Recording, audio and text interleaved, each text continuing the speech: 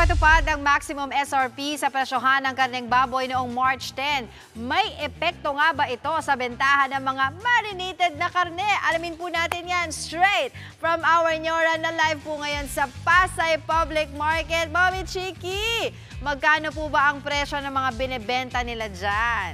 Nahanap ko na talaga talaga siya ang source. Siya ang pinaka, parang mayora dito eh. Sobrang popular ni Ma'am Susan ng Susan's Barbecue. Susan Basco, isa pong institusyon na dito sa Pasay City Mall and Public Market dahil naman 7 years old pa lang si Nanay Susan.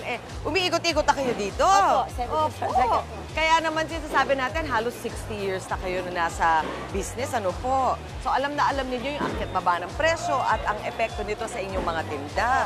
Ang ating specialty ay ano po ba? Katulad ng hamonado, ito ating murkon, liempo binabad, ito ho yung chicken namin, barbecue.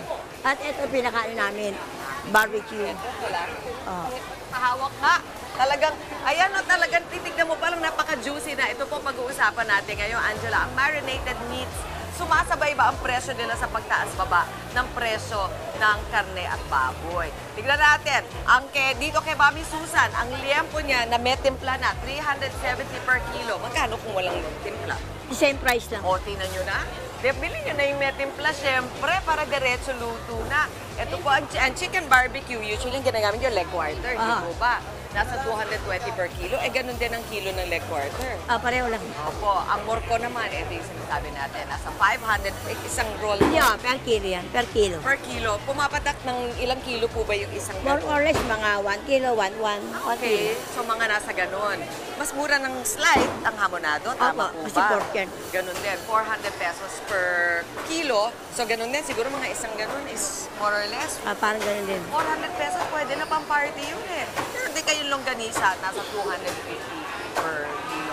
So sasabihin nyo ba yung inyong mga bilihin, tumataas baba kasama ng presyo ng pork at chicken? Oo, pero ano lang, konti yung itinataas namin kasi nakakaawa naman din yung malagtitinda. Nalalayo namin sila. Kasi baka mamaya hindi na nila kayang ibenta yung tinda namin. Kaya susunod namin talagang presyo. So, ang ginagawa nyo, parang iniinda nyo ng konti pag tumataas, tapos babawi na lang kayo pag bumaba. Parang ganon. Okay din yun. So, steady na lang. Hindi nyo na rin ibinababa kapag biglang bagsak. Parang sanay na sila sa presyo nyo. Kasi, minsan talagang pag magtarga bumaba, medyo nagbababa rin kami. wow, talagang customer is number 1 sa inyo. Talagang customer number 1 sa akin. Okay, so itong barbecue, sa isang pack, ilan po ang laman? 20 pieces. 20 pieces, nasa 360. O, i-mat nyo na yon. So, kung ang mura. Okay. Ang embutido naman, 300 grams, nasa 100 pesos. Yung isang ganun pa kaya 100. Ito, isang ganyan. 300 grams ba more or less yung ganito? More or less pa kuya, may Magkano gitna wala 300 grams yan. Oo. 100 pesos po? 100. Aba! Ano po ang ginagamit nyo pang embutido? Ano yung mga laman Hindi, niya? kasi yung baboy ho namin, yung barbecue, kinokortehan ho namin yan eh. Ngayon yung mga pinagtanggalan namin sa tabi, pinagyagawa ko yung butido. Para walang tapon. Ano ba yung paano nyo pinapasarap? Secret ba yun? Or pwede kong... Hindi talaga masarap tayo magtimpla. Masarap talaga. Hindi kasi ginagamit namin sa embutido, talaga spam. At ang atay namin, liverwurst. Liverwurst? Yeah. Yun talaga yung papalas. Oo. Kung kayo po ba ay gumagawa ng embutido, linalagyan pa ba ng sarsa yan? Or may mga, nalagyan, iba nakikita ko ketchup, iba nakikita ko may mga Pwede yung lagyan ng sausawan. Pwede rin. Pwede gumamit ng chili sauce, pwede yung gumamit ng ketchup yun.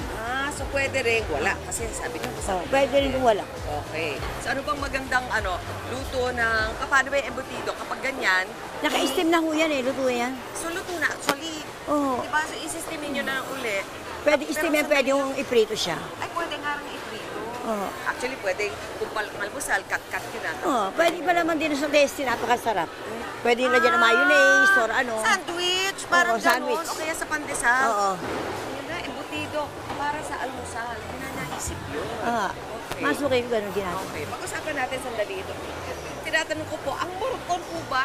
Sorry, ngayon ko lang kasi nakikilala. Yung laman pala sa loob. Marami hong laman yan. Katulad daw. Katulad doon ng suriso de Bilbao, suriso Macau, tabaho ng baboy, special? tabaho ng baboy, pickles. Ang pickles namin, ramang ginagamit yan. Ang mga suriso namin, mga kingsu, gano'n. Special Talaga naman. special, may itlog na maalat, may carrot, celery. So, ganun din kapag dito sa hamonado. Hindi, ang hamonado naman, pineapple, slice, taba ng baboy, at saka hotdog. paano po ang luto niyan? Yan po ba ay ino-open? Hindi, ho. Ino-open, pinipili. Katulad doon ng hamonado. Pineapple juice lang po ito, tsaka 7-Up. Paano ko po lulutuin yan pagdating Halimbawa, ito ho yung baboy, ganyan. Apo. Ganyan kadami yung ano yun, sabaw nyo, ganyan. Tapos, Mahukuluan lang siya. pakuluan. Pag malambot na ho siya, magsisirop na ho ito eh. Magkukulay orange na ho yan. Kapag nagkulay orange na ho yan, yung syrup yan, malambot na yung baboy, luto na yun. Okay, ito serve ka? Oh. Okay, tapos ganito po, pag pupunta kayo kay Ma'am Susan, sabihin niyo, Mami Susan, lagyan niyo ng konting syrup, lagyan niyo ng konting sabaw yung, di ba? Pwede yun, Ganon, dapat para pagkaluto, parang masarap, mas malinam lang, lalagyan mo sa kanin. Ganon ako, pag bumibili ako ng may marinade, hihingi kayo ng konting marinade, di ba? Tama. Sige, mamaya po, pipilitin ko ibigay sa akin ni Mami Susan ang secret ng pampasarap ng kanyang mga marinade na mga barbecue. Pinupuntahan nga ni Diwata, di ba? Okay? So, abangan niyo yan sa pagbabalik namin dito sa Pasay City Market. Back to studio muna! Maraming salamat po, Mami Chiki! Sa mga nagpaplanong mag-outing ngayon, isa sa mga food idea na pwedeng dalhin ay ang mga marinated na karne. Kaya naman ang ating Yora, may tips kung paano ito lutuin at kung paano pa mas makakatipid. Siyempre, yun ang gusto natin. Mami Chiki, i-share mo naman ang tips na yan dahil sharing is caring. Straight from the source, ako syempre, Angela, dahil nahanap ko na ang superstar dito sa Pasay City Mall and Public Market. Ma'am Susan ng Susan's Barbecue na napakakilala dahil 69 years old na kayo, pero 7 years old kayo nagsimula. Talagang ito. Alam mo yung old school ko si Mami Susan. Tignan nyo talaga kahit yung notebook niya, hindi nagpapalit. At saka lahat ng mga tao niya, yung mga dati niyo pang tao. Ito po, tuturuan natin sila yung barbecue ninyo na napakasikat.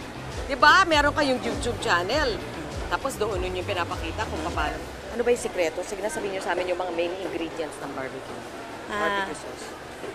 Ang barbecue namin, sa totoo lang, talagang kumbaga maraming ricado yan eh. Apo. Para napapasarap namin. At ang sikreto pa niyan, yung aming sauce, kailangan pakukulan nyo sa ketchup at saka sa konting mantika na konti lang. No? May pag nahapok na siya, sa kanya papahiran, bago tanggalin. Okay, narinig nyo yun, ha? Naku, talagang ang dami pong dumadayo dito. Ito po ang natutunan ko. Ang sabi sa akin ni Mami Susan, talaga ang pigi ang pinakamaganda pinagkukuhanan ng Laman. ating laman. Opo. So, nasa 360 per kilo ang pigi ngayon. Pero pagkabili natin ng barbecue, magkano per kilo? 360 ang Okay, benta. tignan nyo, walang pagkakaiba. So, mula sa ganitong kalaki na gagawa nyo yung parang maninipis na hiwa. Ito yun. So, ito yun. Tapos, dito tayo ngayon kay JR, no? RJ pala, RJ. Ito si RJ, nakita niyo yung ginagawa. Parang bina-butterfly. Ano yung pinipis-pinip? Talagang pinapress mo pa ng ganon. Ano ba yung technique para talagang manipis na manipis? Ganito lang po eh. Para didinan mo, para hindi gumalaw. Parang talaga, so sa bahay talagang didiinin mo yung kamay mo. Uupisahan mo dun sa, asa ba yung malaking piraso? Pakita mo naman para alam namin. Umpisahan nyo sa malaki, asan yung malaki mo? Para itong ayan, ganyan po. Ganito gagawin. Ayun, sa gitna muna. Sa gitna. Parang bina-butterfly. Kailangan, halika kayo, mamboy, para makita kayo. Kailangan talagang, ayan, very thin. Mula dyan, very good si RJ. Eto na, dito na tayo sa pagtuhog. Naku, ang dami yung taga-tuhog. So, sa isang stick, mga ilang grams po? 50 grams. 50 grams sa isang stick. Paano nyo nalalaman kung 50 grams na yan? Natansyado po namin. Tansyado na. Tignan nga natin. Bangin po yan. Tingnan nga natin sino mabilis na makakagawa ng 3 stick. Ready, get set, go! Dali! Sino pinakamabilis dyan? 3 stick. O, isa pa lang to. Dalian mo, Junil. Wala ka pa. Ikaw. O, asan na yung isa? Isa, dalawa. Naku. Ate, ano pangalan mo? Banji po. Mas mabilis si Banji. Ang galing. Ayan lang po. So, Pabati ko din yan. eto po ang sikreto. Sabi nga is ketchup, Aha, na konting mantika lang. konting mantika. Tapos nakita ko may, Pakukuluan siya. may kalamansi. Ay, wala ho. Yun lang. Doon lang. Kasi Okay. templado lang sa kalamansi. Tapos pwede nyo nang i-freeze. Pwede nyo kainin hanggang kailan. Okay? Sige. Saan po tayo makakatawag sa inyo kung sila mag-order? Ito yung aking... Ito ang Okay. number namin. Ayan na po. Ayan. Sa GCash, ako na po magsasabi, 0929-752-8632. Yan po ang number niya, ang contact number at ang GCash number ng Susan's Barbecue dito po sa Pasay City Mall. Maraming salamat, Mami Susan. Salamat din po. Thank you very much. Balik sa studio. Hi! Ayan, maraming salamat, Mami Chiki! Mga kapatid, Chiki Roa Puno po. Simulan ang inyong araw na puno ng impormasyong kapaki-pakinabang. Sama na sa isang makabuluhang umaga. Tumutok at mag-subscribe sa social media pages ng News 5.